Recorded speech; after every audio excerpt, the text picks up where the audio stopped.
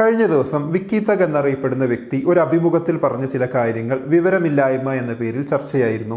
കുറെ പേർ അതിനെക്കുറിച്ചൊരു വീഡിയോ ചെയ്യുമോ എന്ന് ചോദിച്ചിരുന്നു. സംഭവം എന്താണെന്ന് അറിയാത്തവരും ഉണ്ടാകും എന്നതിനാൽ ഞാൻ ആദ്യം അത് വിശദീകരിക്കാം. അതിനു മുമ്പ് ഈ വിക്കി തഗ് ആരാണെന്ന് അറിയാത്തവർക്കായി ഇൻസ്റ്റാഗ്രാമിലെ ഒരു ഇൻഫ്ലുവൻസറാണ് വിക്കി തഗ്. ഏതാണ്ട് 15-നും 20-നും ഇടയിലുള്ള യുവാക്കളും ടീനേജേഴ്സുമാണ് ഇദ്ദേഹത്തിന്റെ ഫോളോവേഴ്സിൽ അധികവുമെന്ന് തോന്നുന്നു. അദ്ദേഹം ഇന്റർവ്യൂവിൽ പറയുന്ന കാര്യം ഇതാണ്: വളർന്നു വരുന്ന പിള്ളേരാരും രാഷ്ട്രീയം പറയത്തില്ല. പുതിയ തലമുറ ഒരിക്കലും രാഷ്ട്രീയത്തിന്റെ പുറകെ പോവില്ല.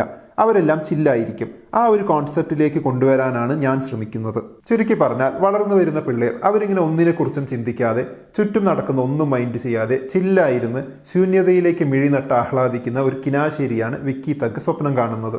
അതിലേക്ക് പുതിയ തലമുറയിലെ കുട്ടികളെ എത്തിക്കാനാണ് അദ്ദേഹം പ്രയത്നിക്കുന്നത്. നമുക്കറിയാം, ശരിയായ രീതിയിലുള്ള ഒരു രാഷ്ട്രീയ ബോധം ഇല്ലാത്തൊരു തലമുറയിലേക്ക് പ്രത്യേക ഉദ്ദേശത്തോടെ കടന്നു വരുന്ന പലർക്കും കയറി ചെല്ലാൻ എളുപ്പമാണെന്ന്.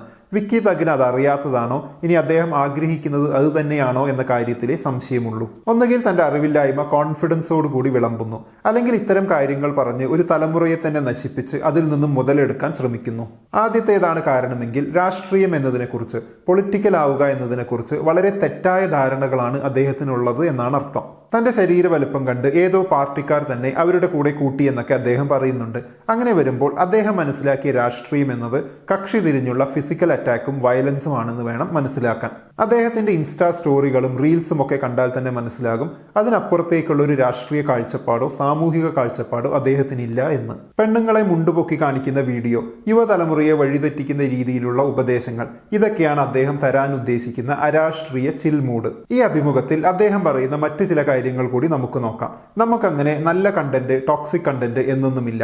അപ്പോഴത്തെ ട്രെൻഡ് എന്താണോ അതിനനുസരിച്ച് വീഡിയോ ഉണ്ടാക്കുമെന്നാണ് അദ്ദേഹം പറയുന്നത്. അതായത് നമുക്കങ്ങനെ പ്രത്യേകിച്ചൊരു കാഴ്ചപ്പാടൊന്നുമില്ല. കൂടുതൽ ആളുകൾ കാണുമെന്ന് തോന്നുന്ന, കൂടുതൽ ആളുകൾ സപ്പോർട്ട് ചെയ്യുമെന്ന് തോന്നുന്ന എന്തും നമ്മൾ ചെയ്യും. അതിൽ ടോക്സിക് ആയതും കാണും, നല്ലതും കാണും. ഉദാഹരണത്തിന്, ഇന്ന് പട്ടിയെ കെട്ടിവലിച്ച വാർത്തയാണ് ഷെയർ ചെയ്തതെങ്കിൽ നാളെ കഞ്ചാവിനെ പ്രൊമോട്ട് ചെയ്യുന്ന വീഡിയോ ആയിരിക്കും ഷെയർ ചെയ്യുക.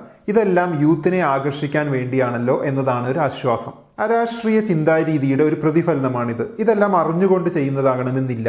തങ്ങളുടെ പ്രിവിലേജിൽ നിന്നും അറിവില്ലായ്മയിൽ നിന്നും ചിന്തിക്കുമ്പോൾ മറ്റുള്ളവരുടെ പ്രശ്നങ്ങൾ മനസ്സിലാക്കാൻ ബുദ്ധിമുട്ടായിരിക്കും. എനിക്ക് നല്ലൊരു വീടുണ്ട്, പണമുണ്ട്, കാറുണ്ട്, വരുമാനമുണ്ട്, അപ്പോൾ പിന്നെ എൻ്റെ പ്രശ്നം ടോൾ പിരിവ് മാത്രമായിരിക്കും. ബാക്കിയുള്ളവർ ചെയ്യുന്ന കാര്യങ്ങളെല്ലാം മണ്ടത്തരമായി തോന്നും. ഇവർക്കെല്ലാം എന്നെ പോലെ ചില്ലായിക്കൂടെ എന്ന് തോന്നും. ഈ തോന്നലുകൾക്ക് ശേഷം ഇതിനെപ്പറ്റിയൊന്നും ചിന്തിക്കാത്ത ചില്ലായ ഒരു ഭാവി തലമുറയെ സൃഷ്ടിക്കാൻ അവർ കച്ചകെട്ടിയിറങ്ങും. അദ്ദേഹത്തിന്റെ ഇന്റർവ്യൂവിൽ ഒരിടത്ത് അദ്ദേഹം പറയുന്നത് ഇങ്ങനെയാണ്: സമൂഹത്തിൽ ചില ആശയങ്ങൾ മാത്രമേ പ്രശ്നമായുള്ളൂ. അത് താമസിയാതെ മാറിക്കൊള്ളും. പുതിയ തലമുറ അതിനെ മാറ്റിയെടുത്തുകൊള്ളും. അദ്ദേഹത്തിന്റെ അഭിപ്രായത്തിൽ പുതിയ തലമുറ അപ്പൊളിറ്റിക്കലാണ്. അപ്പൊളിറ്റിക്കലായ ഒരു തലമുറ എങ്ങനെയാണ് മാറ്റങ്ങൾ കൊണ്ടുവരാൻ പോകുന്നത്? ഇതൊക്കെ കേൾക്കുമ്പോൾ നിങ്ങൾക്ക് തോന്നുന്നുണ്ടാകും, ഏതോ ഒരാൾ എവിടെയോ ഒരു ഇന്റർവ്യൂവിൽ എന്തൊക്കെയോ മണ്ടത്തരങ്ങൾ പറഞ്ഞത് എന്തിനാണ് ഇത്ര ചർച്ചയാക്കുന്നതെന്ന്. എന്നാൽ സത്യം എന്തെന്ന് വെച്ചാൽ, പേടിപ്പിക്കുന്ന രീതിയിൽ പുതിയ തലമുറയിലെ വലിയൊരു കൂട്ടം ഇത്തരം ആളുകളുടെ ചിൽ വൈബിൽ വീണു പോകുന്നുണ്ട് എന്നതാണ്. നമ്മുടെ ചുറ്റിലും എന്തൊക്കെയാണ് നടക്കുന്നത് എന്നതിനെക്കുറിച്ച് ഒരു ഐഡിയയും ഇല്ലാതെ ഇത്തരം ആളുകളുടെ പുറകെ മൂഡേഷ്, പവറേഷ് എന്നൊക്കെ പറഞ്ഞ് നടക്കുന്ന, ഇവരെ ആരാധിക്കുന്ന ഒരുപാട് കൗമാരക്കാരുണ്ട്. തങ്ങൾക്ക് മനസ്സിലാക്കാൻ ഇത്തിരി ബുദ്ധിമുട്ടുള്ള കാര്യങ്ങളെ നിരാകരിച്ച് അതിലൂടെ സന്തോഷം കണ്ടെത്താനാണ് ഇത്തരം ഇൻഫ്ലുവൻസേഴ്സ് ഇവരെ പഠിപ്പിക്കുന്നത്. അതുകൊണ്ട് എമ്പതി എന്താണെന്ന് പോലും അറിയാത്ത, മറ്റുള്ളവരെ ബുള്ളി ചെയ്യാൻ മാത്രം അറിയുന്ന, പലതരത്തിലുള്ള മനുഷ്യരുടെ പലതരം ബുദ്ധിമുട്ടുകളെ പരിഹാസത്തോടെ മാത്രം കാണുന്ന ഒരു കൂട്ടം ഇവിടെ ഉണ്ടായി വരുന്നു എന്നതാണ്. നാട്ടിൽ ജനാധിപത്യം മാറി ഫാസിസമായാലും, ഇനി അതല്ല രാജഭരണമായാലും, തങ്ങൾക്ക് ചില്ലായി കൂളായിരിക്കാൻ കഴിയുമെന്ന മൂഢസ്വർഗത്തിൽ ജീവിക്കുന്നവരാണിവർ. അരാഷ്ട്രീയരാവുക എന്ന് വെച്ചാൽ ഞാൻ, എൻ്റെ വീട്, എൻ്റെ കാറ്, എൻ്റെ പൈസ, ഇതിനപ്പുറത്തേക്ക് ചിന്തിക്കാതിരിക്കുക എന്ന് തന്നെയാണ്. ഇങ്ങനെയുള്ളവരാണ് സിനിമയിലെ പൊളിറ്റിക്സ് ചർച്ച ചെയ്യുമ്പോൾ ഹോമോഫോബിയ, റേസിസം, കളറിസം, സെക്സിസം എന്നിവയൊക്കെ ചർച്ച ചെയ്യുമ്പോൾ നിങ്ങൾക്കൊന്നും വേറെ പണിയില്ലേ ബ്രോ എന്ന് ചോദിച്ചുകൊണ്ട് വരുന്നത്. രാഷ്ട്രീയം ചിന്തിക്കുക എന്ന് വെച്ചാൽ കക്ഷി രാഷ്ട്രീയമാണെന്ന് ചിന്തിക്കുന്നവരാണ് പലരും. പക്ഷെ കക്ഷി രാഷ്ട്രീയം മാത്രമല്ല രാഷ്ട്രീയം.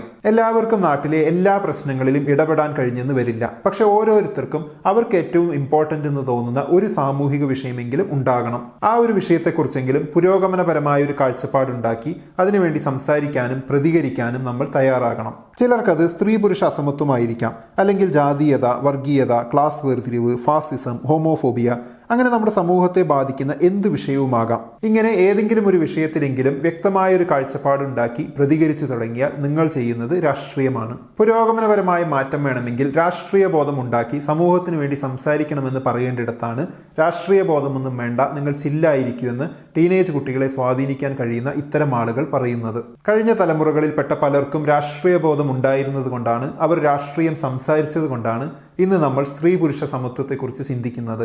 ഒരു ജാതിയിൽപ്പെട്ട ആളുകൾ മറ്റൊരു ജാതിയുടെ അടിമകളല്ലാത്തത്, ഒരു മതത്തിൽപ്പെട്ടവർ മറ്റൊരു മതത്തിൽപ്പെട്ടവരുടെ അടിമകളല്ലാത്തത്, ഒരു രാജ്യത്തിൽപ്പെട്ടവർ മറ്റൊരു രാജ്യത്തിന്റെ അടിമകളല്ലാത്തത്. അവരൊക്കെ ചില്ലായിരുന്നിരുന്നെങ്കിൽ, മറ്റുള്ളവരോട് ചില്ലായിരിക്കാൻ ആഹ്വാനം ചെയ്തിരുന്നെങ്കിൽ, ഞാൻ ചില്ലാണ് ബ്രോ എന്ന് പറയാൻ പോലുമുള്ള സ്വാതന്ത്ര്യം നമ്മളിൽ പലർക്കും ഇന്ന് ഉണ്ടാകുമായിരുന്നില്ല. എന്താണ് ഈ വിഷയത്തെക്കുറിച്ചുള്ള നിങ്ങളുടെ അഭിപ്രായം? കമന്റ് ബോക്സിൽ എഴുതുമല്ലോ. നമുക്ക് അടുത്ത വീഡിയോയിൽ വീണ്ടും കാണാം. ബൈ.